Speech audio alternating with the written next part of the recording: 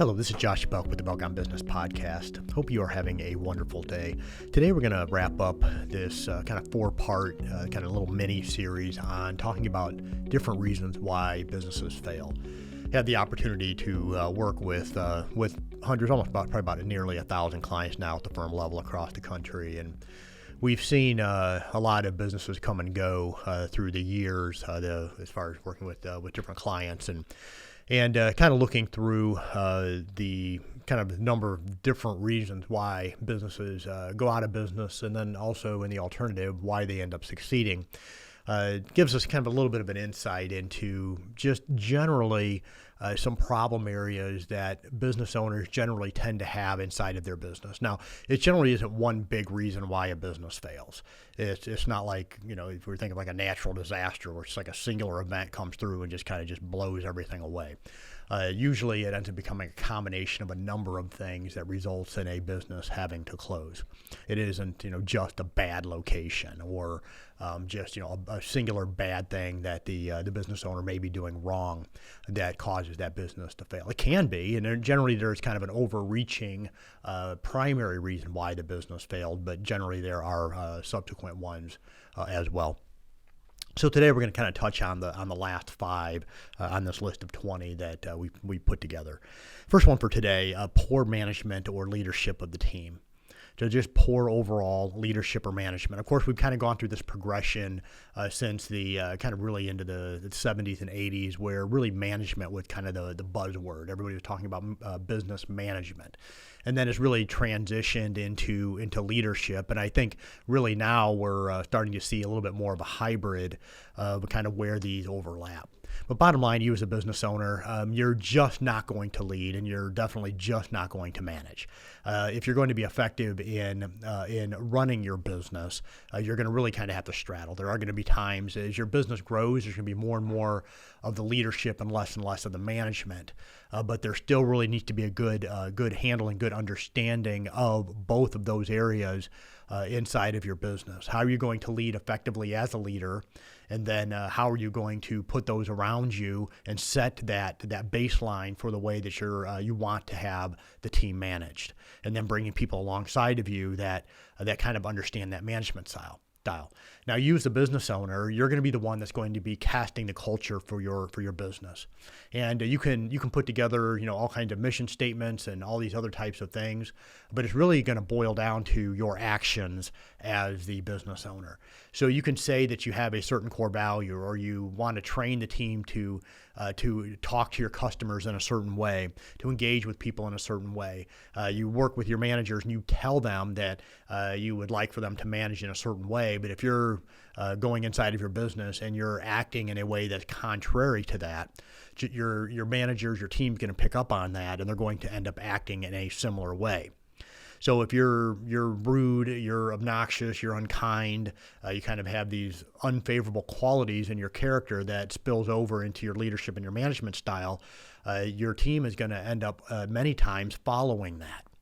And so you want to make sure that you're doing a lot of self-check in how are you leading and how are you managing.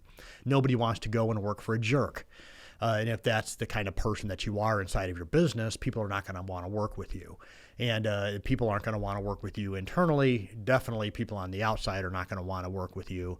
And you're going to see some definite issues as it relates to your revenue inside of your business. So poor management or leadership of the team. You as a business owner, we've seen this happen too, where business owners, they work and they work and they work, and they begin to take their foot off the gas pedal. And so they're not as engaged with the team. They're not in the office as much. They're going out and, they've found their freedom. Okay, so they've been seeking their freedom, which means that I'm just going to tell people what to do, and I'm going to go through and do what I want to do.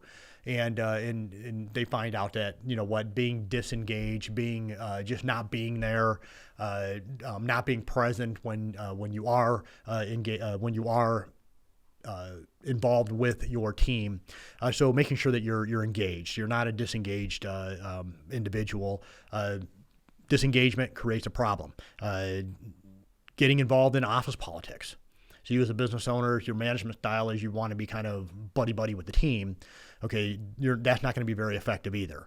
Okay, so don't get involved in office politics, and I think even kind of also involved with politics. Don't be bringing kind of your own political views into the office and trying to use that as part of the way that you lead. As far as whether where you believe on the political spectrum or where you fall on the political spectrum is probably going to have very little involvement, very little importance to your team. So it shouldn't be something that you're leading with or constantly bringing in front of the face of your people. So all of these kind of just giving you some ideas that can create some complications inside of your business when you're trying to lead or trying to manage effectively. Next, number 2, poor treatment of customers and or vendors, and kind of just alluded to this a minute ago, is kind of just not being a kind person, not being an easy person to work with. You can be firm but also kind, but if you're treating people poorly, you're treating your team poorly, you're treating your vendors poorly, you're constantly trying to drive down prices with them, or everything's a negotiation, and you're not looking for a way that both parties can win when it comes to your vendor relationships. These are types of things that people are just not going to want to work with you. So you really want to make sure that you're valuing your team members the way they should be valued, and also your vendors as well. And to understand that, you want them to be a partner with you in you reaching your level of success, and likewise you helping them to reach the level of success that they're looking for as well. And there is always a place where you can go if both parties want to work together to where they can find a kind of a win-win. So make sure that you're treating your people internally, and also your vendors treating them as well. And then also you always want to be treating your customers well. And this can be one of those things where we get frustrated as business owners. We get tired and that type of thing. And I do it as well. As I'm recording this is actually tax filing day with the extension. And it's been tiring. And I found myself from time to time being a little short in emails or being a little short in text messages because you're tired and you're worn down and that type of thing. And so making sure that, and I'm kind of talking to myself here more than anything else, to make sure that you really do make sure that you keep that relationship, the preeminence as it relates to what you're doing inside of your business, that you want that customer relationship to be primary. And that's really going to start with, how am I treating the customer? So poor treatment of customers, poor treatment of team members, poor treatment of vendors, any of these really can create some complications inside of your business and can result in the long term the failure of your business. Next, a lack of diversity of thought. And of course, diversity is just kind of this word that's thrown around, and unfortunately, it's a lot of times it's we're talking about race or other identities. But what I'm talking about here is more of a kind of a thought process. So you want to have people around you that are willing to challenge you, people that can bring a different perspective into resolving problems. And not people who are just love conflict. That's not what I mean. But people who can take a look at problems, take a look at issues in a unique way. And people who are willing to challenge your school of thought as well. And you may kind of always have the same way of looking at a problem or trying to resolve a problem, but having people alongside of you that are willing to speak up and can think differently than you. You don't want a team around you that everybody thinks just like you. And I'm thankful for those times when team members may speak up and say, Josh, maybe we should look at this in a different way, and that are willing to challenge me. As sometimes my ego gets in the way and I don't like it very much. But when I'm clear-headed, I understand that, this is really good. It's really, really good to have people around me that challenge me on the team. And so make sure that you don't have a singularity of thought as it relates to the way that you go in your day-by-day inside of your business, to make sure that you have people around you that are willing to challenge that thought, or willing to help you evaluate whether or not the way that we're handling problems, the way that we're working through issues is ideally the best way of going about. Same thing when it comes to if you're looking to get into a new product or service line or something to that effect, that you have people around you that are willing to kind of challenge those ideas. Next, number 4, not evaluating competition or using competition as your baseline. So there's kind of and I think probably maybe the better way to phrase this, to be focusing primarily on your differentiator. So businesses that are constantly looking at other customers, looking at their competitors and how they go about operating their business, they're always going to be a step behind. So they're the ones that always are going to be out chasing. So a small business out there that is trying to copy Walmart is not going to succeed, because they're not going to be able to. They don't have the economies of scale to be able to negotiate the contract the same way that Walmart does, for example. So they're never going to be able to compete. Okay, so that retailer is going to have to find and focus on their differentiator. Now they can look to Walmart or some ideas maybe to help with pricing or to get some ideas. Okay, but they're really going to want it to focus on what is their differentiator, what makes them unique.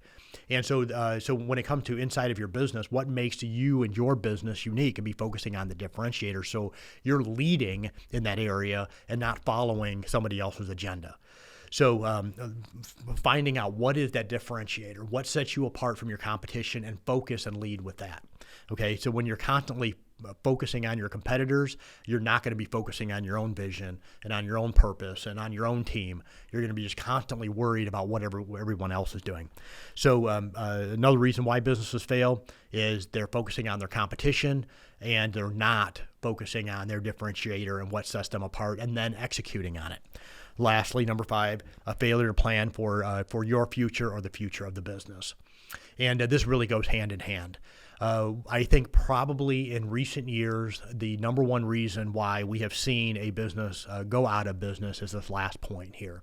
And that is the business owner isn't looking at the business as its own entity and making sure that that business can survive financially before their financial needs are met, or their wants are met, I should say. So many times it ends up being a situation where the business owner is bleeding their business dry of cash because of their wants. So they are looking at that business as a way of funding this lavish lifestyle or this unnecessary lifestyle, especially early on in the early years of a business.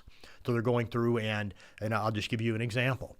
A very practical example, and this has happened to many, many, many of our clients through the years.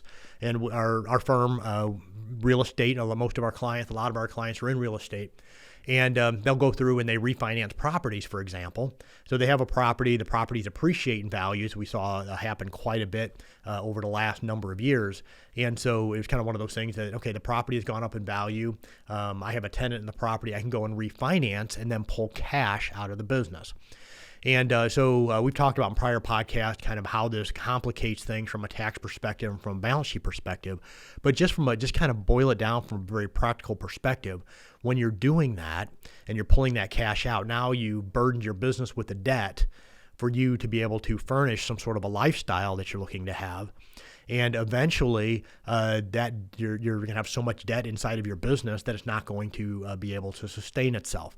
So you need to make sure when you're looking at your own personal finances and the business's finances that you're taking a holistic view. You're not siloing one or the other, that you're taking a look at it holistically and saying, okay, what do I need to do on this side to make sure that both sides are viable, that both sides are going to be able to survive financially. So I think, and I hope that that makes sense, but just really making sure that you're looking at and truly evaluating what do I truly need out of my business to support my lifestyle. And especially early on, you're not going to have one. You're going to want to really keep things simple.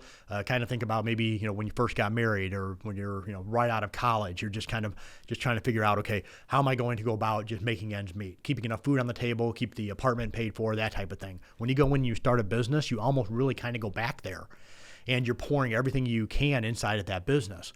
And so sometimes what ends up happening is that business begins growing and they're able to obtain debt. Then they go through and they start getting that debt, and instead of using that debt we talked about last week, I don't think there's really any such thing as good debt, but taking that business debt and then trying to pull that cash out of the business to support a lifestyle that maybe you truly can't afford, that eventually is going to collapse your business. So today, the last 5 reasons why businesses fail: poor management of leadership or of the team. Next, poor treatment of customers and their vendors. Lack of diversity of thought. Number 4, not evaluating competition or using competition as your baseline, so focusing on your competition instead of your differentiator. And lastly, failure to plan for your future or the future of the business. Once again, this is Josh Belk with the Belk on Business podcast. Hope something in today's podcast prompted some thought. If you haven't considered subscribing, please ask you to do so. Have a wonderful day.